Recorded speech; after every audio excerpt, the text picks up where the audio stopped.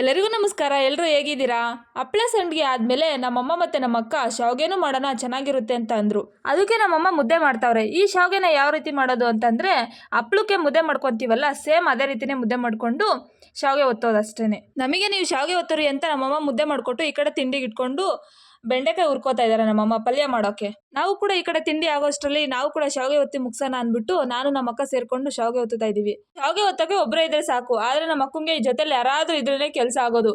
ಇಲ್ಲ ಅಂದರೆ ಆ ಕೆಲಸದ ಕತೆ ಅರ್ಧಕ್ಕೆ ಮುಗೀತು ಅಂತಾನೆ ಅರ್ಥ. ಅದಕ್ಕೆ ನಾನು ನಮ್ಮ ಅಕ್ಕನ ಜೊತೆ ಮಾತಾಡಿಕೊಂಡು ಶಾವ್ಗೆ ಒತ್ತುತ್ತಾ ಇದ್ದೀವಿ.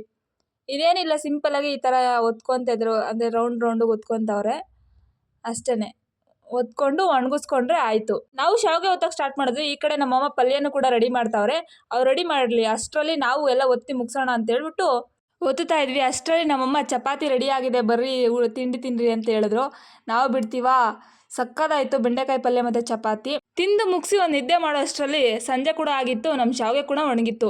ಒಣಗಿದ್ಮೇಲೆ ನಾವು ಬಿಡ್ತೀವಾ, ಟೇಸ್ಟ್ ನೋಡದೆ ಬಿಡ್ತೀವಾ, ಟೇಸ್ಟ್ ಹೇಗೆ ಬರುತ್ತೆ, ಚೆನ್ನಾಗಿರುತ್ತಾ ಇಲ್ವಾ ಅಂತ ನಾವು ಕೂಡ ಕರೆದು ನೋಡಿದ್ವಿ. ಸಕ್ಕದಾಗಿತ್ತು. ಇನ್ನೂ ಯಾರು ಹಪ್ಪಳ ಮತ್ತು ಸಂಡಿಗೆ ರೆಸಿಪಿನ ನೋಡಿಲ್ಲ ಅಂತ ಅಂದರೆ ಚಾನಲ್ ಇದೆ, ಚೆಕ್ ಮಾಡಿ ಅಂತ ಹೇಳ್ತಾ, ವಿಡಿಯೋ ಇಷ್ಟ like, share, comment and subscribe to ನಮ್ಮ ಕಡೆ ಊಟ YouTube channel. Thank you so much.